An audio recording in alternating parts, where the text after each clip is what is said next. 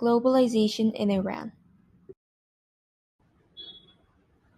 Although globalization has resulted in positive economic advantages for Iran through international oil exporting, the negative consequences, like the implemented economic sanctions by the United States, outweigh the positives.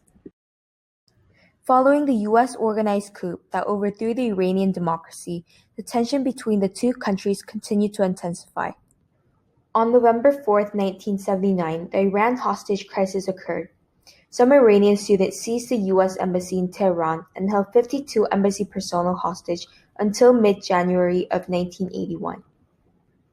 Following the event, the U.S.-Iranian relations became strained and ignited a crisis. As a result, the U.S. cut off all diplomatic relations with Iran in April 1980. And unfortunately, the formal diplomatic relations have never been restored even until today. On September 22, 1980, the Iran-Iraq War began. The war began due to the territorial and political disputes, as Iraq wanted to seize control of the rich oil-producing Iranian border region. The US backed Iraq, and this eventually led to direct clashes between the US Navy and Iranian military forces, once more worsening their relationship.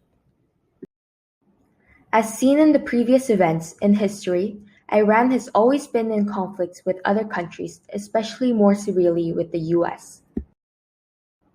Because of its continued involvement in war and terrorism, and concerns over possible military dimensions of its nuclear program, this led to the designation of Iran as a state sponsor of terrorism.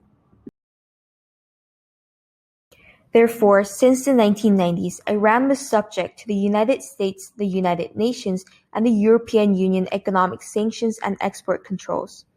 As Iran is a rentier state, these policies massively impacted their economy as it led to the reduction in Iran's oil exports. In 2012 and 2013, the former president of the US, Barack Obama, tightened sanctions against Iran. Therefore, the crude oil exports declined. And consequently, there was a significant economic downturn.